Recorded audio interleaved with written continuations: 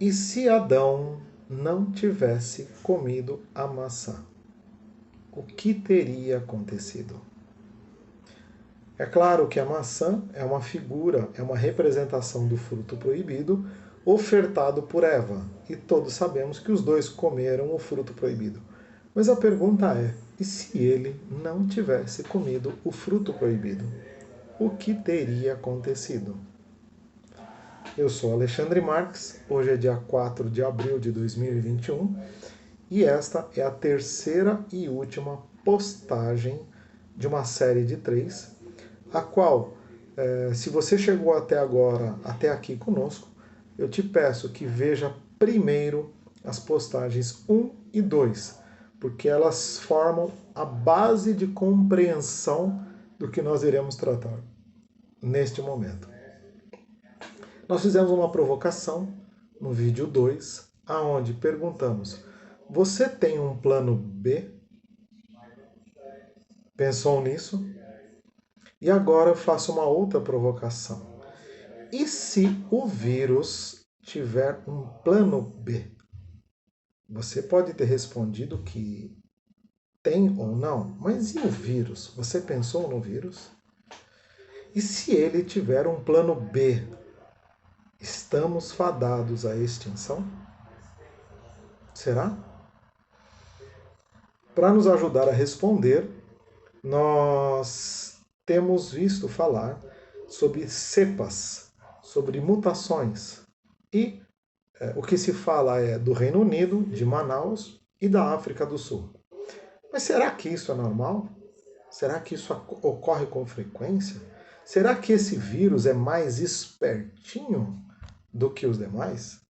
Quem nos auxilia é a National Geographic, na sua publicação de 15 de fevereiro de 2021. Quais fatores determinam a rapidez com que a mutação de um vírus ocorre? E eles dizem: sem mutações genéticas, nós não existiríamos.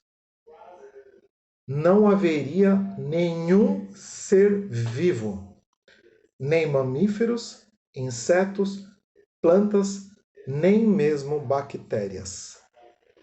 As mutações criam variações em uma população, permitindo a seleção natural. Lembra que nós vimos isso no vídeo passado? Permitindo que a seleção natural aumente as características responsáveis por ajudar as criaturas a sobreviverem. Essas 3 versões dos vírus são apenas algumas entre milhares de variantes do SARS-CoV-2 que surgiram desde o início da pandemia. O vírus sofre mutações, porque isso faz parte de sua biologia. Calma, não se assuste. Lembra? Plantas, insetos, mamíferos, animais, todos mutam. E o vírus é um ser vivo, ou ele se comporta como, então, bactérias, então ele muta. Agora vem o socorro. A maioria das mutações é prejudicial ao vírus. Não é a nós, é ao vírus, limitando a sua propagação. Isso explica por que a humanidade não pereceu na presença de outros vírus. Lembre-se que isso é uma publicação da National Geographic. E aqui coloca: alguns cientistas especulam que o uso de terapias como plasma convalescente pode ter pressionado o SARS-CoV a evoluir. Vou traduzir. Plasma convalescente quer dizer o seguinte: eles extraem o sangue de alguém que está se recuperando de uma infecção e pegam a parte líquida, que é o plasma, e injetam no doente. E esse doente, o plasma, tem a função de orientar, de conduzir o sistema imunológico daquela pessoa a se recuperar. Seria mais ou menos assim: vou colocar um professor do lado de alguém que ainda não sabe lidar com isso. E o professor conduz. Tá? Só que eles dizem que este tipo de procedimento, alguns cientistas, National Geographic, tá? Pode ter pressionado o SARS-CoV a evoluir.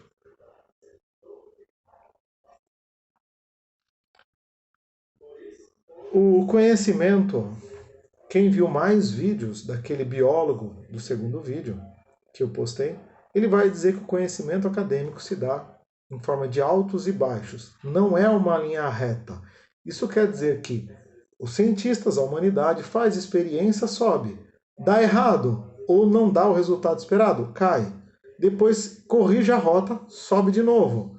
E depois toma outros procedimentos e cai. Então não é uma linha reta. Existe acertos e erros. Acertos e erros. Tudo bem? E aí a pergunta: será que nesta busca de tentativas, de erros e acertos, o homem poderia estar fortalecendo o vírus sem o saber? Lembra que nós falamos na segunda postagem sobre as superbactérias? Será que o homem é capaz de criar um supervírus? Você terá essas respostas por você, não por mim. O Natil continua e fala: essas adaptações do vírus podem ajudá-lo a driblar as defesas de nosso sistema imunológico. Então, vamos lá. Se o vírus tem um plano B, parece que tem, porque ele muta. Será que o vírus teria um plano C? Alexandre, você é terrorista de carteirinha, né? Pô, já não bastasse o plano B, sendo que a humanidade talvez nem tenha o plano B. E o vírus pode ter um plano C? No vídeo, no link que nós vamos colocar, tá? Preste atenção na explicação sobre o escape imunológico, ou seja, escape viral do sistema imunológico. Escape é fuga, é como se fosse uma fuga do vírus do nosso sistema imunológico. Isso é uma reflexão importantíssima, vai fazer muito sentido na sua cabeça em uma série de situações futuras. O que é isso? É como se fosse o Chapeuzinho Vermelho, aonde o vírus é o lobo mau que se veste de vovozinha para enganar a Chapeuzinho Vermelho. E o vírus consegue. Quem estuda virologia, imunologia, sabe do que nós estamos falando. Nós estamos falando de métodos sofisticados de proteção do vírus. Mas a vida, será que alguém consegue frear a vida? Será que um vírus consegue frear toda a vida? Será que o homem consegue frear todo o processo de vida de um vírus? Parece que não. Por quê? A maior pandemia da história do planeta foi a da peste negra, aonde na Europa dizimaram-se 50% da população europeia. E aí, imagina-se que ele não exista mais, esse vírus da peste negra. Saiba que ele está presente até hoje.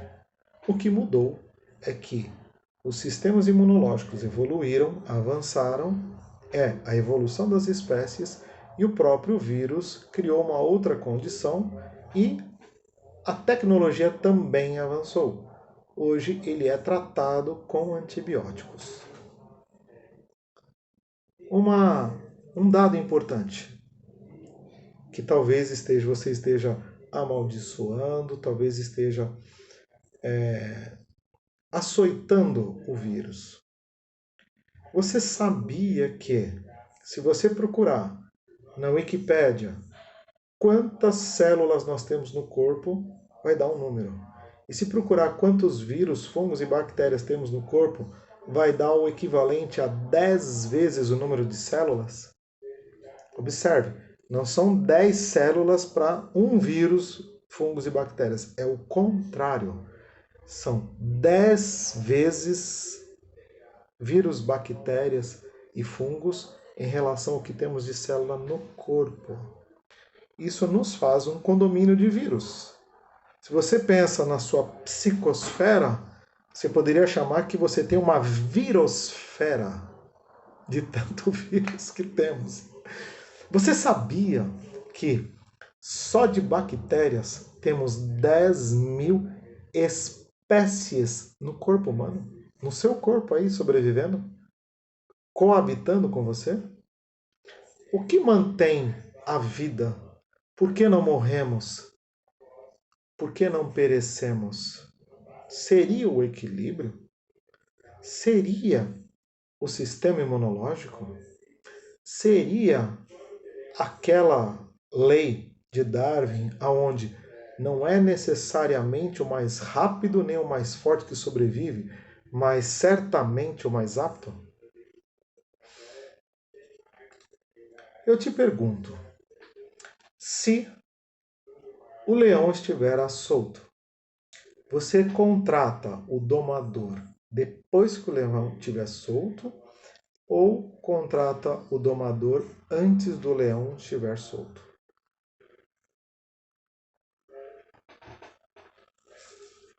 Quem é o leão e quem é o domador? Talvez você imagine que o domador é a vacina. É justo pensar assim. Mas, se o domador está preparado para domar leões, e se aparecer uma serpente na frente dele, será que é a mesma situação? Será que essa vacina consegue domar uma serpente? É de escape imunológico de mutações que você vai escutar o terceiro vídeo. E, a menos que o domador seja adaptável e mutável como o leão, existe um grande risco de estarmos em tentativas e erros, que é como se faz o conhecimento científico. Um exemplo disso é a AIDS, que já existe há 40 anos e o homem não conseguiu domá-la. Não existe aprovada nenhuma vacina para a AIDS. Por quê? Porque após 4 semanas no corpo de um hospedeiro, o lobo vira chapeuzinho. E o homem não conseguiu ainda resolver essa equação. Em biologia, está se falando tanto das cepas, né? E em biologia existe o conceito de uso e desuso. E antes de falar do uso e desuso, o que seria o uso e desuso? Quer dizer, vamos já falar, para não perder o raciocínio. Uso, eu faço academia, musculação, fico fortinho, estou usando. Não uso os músculos, entro em desuso, eles atrofiam. E aí a pergunta é, o que fortaleceu o vírus em um ano? O que você acha que fez esse vírus fortalecer? Então, eu não vou dizer nada, só vou fazer uma pequena brincadeira da pulga. Imagina que nós estamos com uma pulga, que ela está querendo mudar do dedo da esquerda para a direita. Qual é o esforço que essa pulga faz? Nenhum. Ela simplesmente caminha alegremente. Mas, e se eu aumentar a distância um pouquinho? Esta pulga, vamos imaginar que existam inúmeras pulgas aqui desse lado. Para passar para cá, não vão ser todas que vão conseguir. E aí, eu estou obrigando estas pulguinhas a ficarem mais espertinhas. Elas vão ter que dar um jeito. E aí elas vão ter que se esforçar.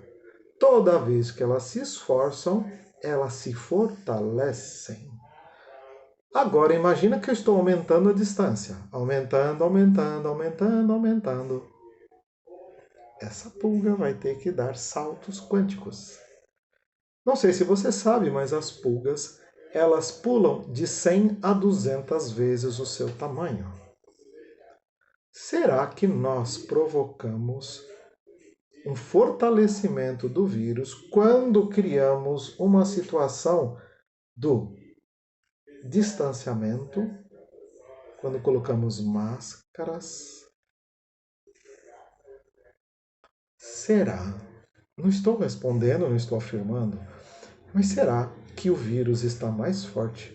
Porque ao invés de respeitar o ciclo de vida do vírus, o homem colocou o seu dedinho e ao colocar o seu dedinho, dizendo que estava obedecendo à ciência, ele foi acelerando o processo de adaptação do vírus?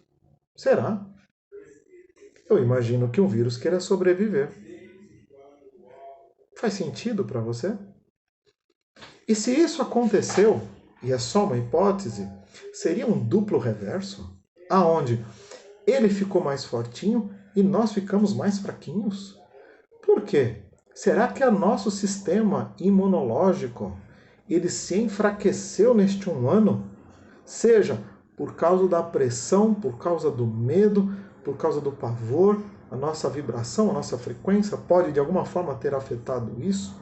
Nós passamos a não fazer mais atividades físicas, passamos a não mais nos alimentarmos como devia, com muito fast food. Será? Nós falamos da peste negra e que ela dizimou 50% da população europeia. A gripe espanhola, que não era espanhola e era americana, ela ocorreu há 102 anos atrás e ela dizimou 5% da população do planeta. Veja só, peste negra, 50%, gripe espanhola, 5%. E, claro, que os transportes facilitaram a propagação, porque os sistemas já estavam mais desenvolvidos. Mas mesmo assim foi 5%. O Covid-19, até este presente momento, ele não vitimou 0,05% da população mundial. E é isso que nos aterroriza. Por quê? Até ontem haviam 2.800.000 vidas. Se nós chegarmos, e eu acho que temos uma grande chance de chegarmos, a 0,05%, equivale a 4 milhões de vidas. Isso é uma catástrofe. Uma vida seria uma catástrofe. Quando já estamos falando de que estamos se aproximando de 0,05. E se chegarmos a 0,5% da população mundial, não quer dizer 4 milhões de vida, quer dizer 40 milhões de vida. Quer dizer 10 vezes o que nós temos nesse exato momento. Mais de 10 vezes. A história diz que já tivemos 5% com a gripe espanhola e 50% com a peste negra. Eu estou dizendo que, na minha opinião, nós já perdemos o jogo. Nós já estamos perdendo de 7-1. E, para mim, se a estratégia não for mudada, nós podemos perder não de 7-1. Mas se pode ser multiplicado por 10 o que nós temos, seria uma catástrofe multiplicada de 70 vezes 1. 70 vezes 1. E, como eu disse no primeiro vídeo, sobre os nossos irmãos da Tanzânia e os 4 países que estão em volta, até eles correm um risco. Porque se as estratégias não funcionarem, se o plano A não funcionar, talvez o sistema imunológico global possa estar comprometido.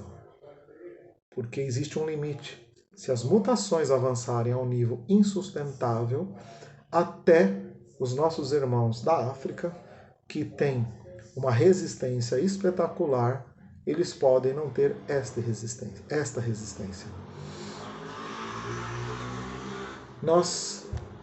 Eu desejo estar errado e por isso Para sua reflexão, eu coloquei um link de um vídeo que é o de um cientista belga. Ele tem um nome, me perdoe se eu tiver com a pronúncia errada, de Gert van den Bosch. Gert van den Bosch. Eu vou simplesmente chamar de belga. Ele é um dos principais cientistas respeitados no mundo sobre virologia, imunologia e vacinas. Esse cara, ele é um apaixonado por vacinas, pelo design dos vírus, pelo sistema imunológico. Esse cara é o maior defensor de vacinas. Ele está sendo entrevistado por um outro cientista, muito respeitado também na área de reversão de demência.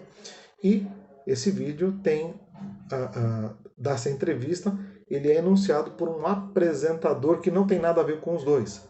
Esse apresentador, ele simplesmente pegou o vídeo e colocou a leitura que ele fez e deu alguns exemplos que são interessantes.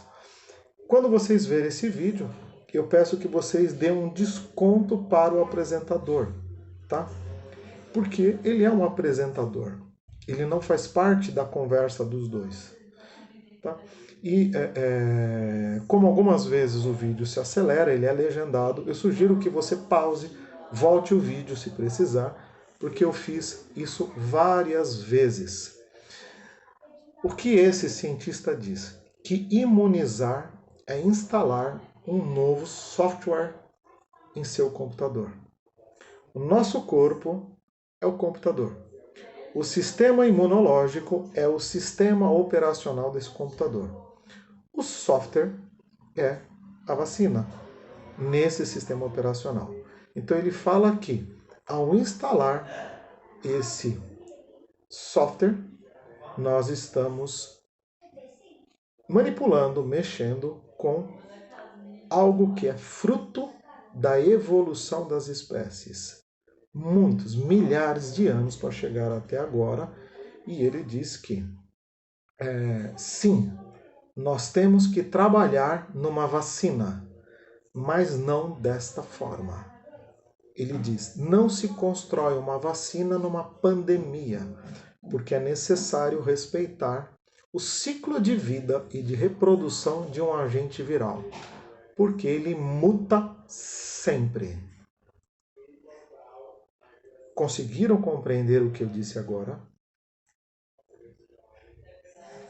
O vírus, por que até hoje não foi construída uma vacina numa pandemia? Por que nenhuma pandemia foi debelada com vacinas? Por quê? Não existe na história nenhuma pandemia que foi resolvida com vacinas. Por quê? O sistema imunológico das pessoas criava condições de adaptação. Por sua vez, o vírus, como eu li no National Geographic, ele mudava várias vezes e ele tentava manter o quê? O vírus também precisa do hospedeiro. Acaba existindo um equilíbrio de forças e quando se cria a vacina é para que novas pandemias não aconteçam, mesmo que setorizadas, para que surtos não aconteçam, para que defenda as futuras gerações. Porque a ciência da época descobriu que eles mudam e que, assim como o vírus da AIDS, você tenta fazer algo que funciona agora, mas ele já mudou.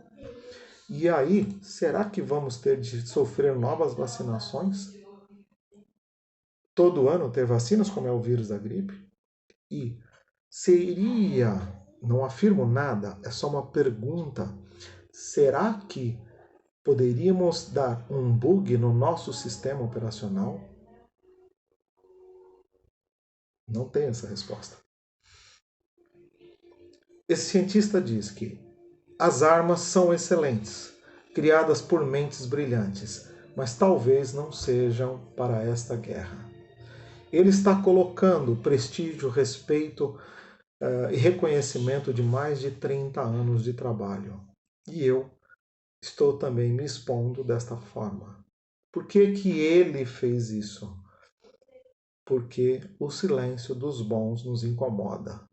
Talvez chegou a hora de pensar um pouco mais. Ele diz que ele pede mais cabeças, para que mais cabeças se unam a ele e que encontrem uma vacina. Só que eficaz e segura.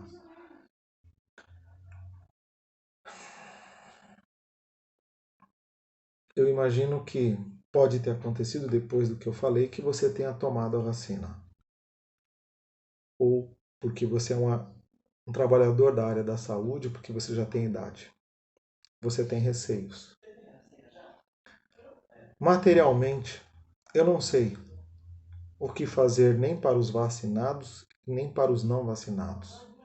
A Páscoa, ela simboliza a vitória da vida sobre a morte. Ela simboliza o renascimento.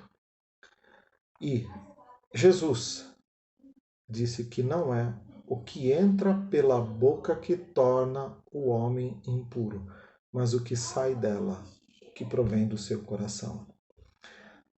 A Igreja Católica tem um santo, Santo Antônio, a qual ela afirma que ele foi, num dado momento, envenenado por aqueles que queriam ver se a fé dele era capaz de curá-lo.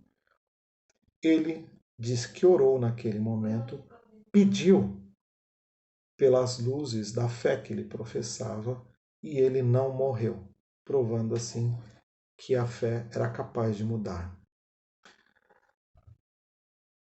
Jesus ainda falou que a tua fé te curou. Faça o máximo do mínimo que você compreende na fé que você professa. Eu não sei se nós temos essa capacidade. Não sei. Mas nunca é perdido exercitar a sua fé, a sua confiança, o seu poder de transformação em realidade. Eu estou dando a minha contribuição ao universo. Eu estou dando o meu grito de socorro para que esse jogo mude, para que as estratégias sejam repensadas. Porque não sei se não estamos criando um supervírus. E se estivermos criando um supervírus, que nós encontremos forças para superar os próximos desafios. E se Adão não tivesse comido o fruto proibido? Quem é Adão? Quem é o fruto proibido? Quem é Eva? Quem é a serpente? Se algo do que eu te disse faz sentido, compartilhe. Dê o seu grito também. É o silêncio dos bons que nos incomoda. Estimule para que mais pessoas pensem nisso. Será que somos cegos, sendo conduzidos por outros cegos? E todos indo alegremente ou confiantemente para o abismo? Eu agradeço a sua atenção. Perdoe-me a extensão desse vídeo, mas o próximo vídeo que está no link, eu sugiro que você veja, porque ele é muito sério e é de uma das maiores autoridades neste planeta. Muito obrigado, fiquem com Deus, muita paz, muita luz.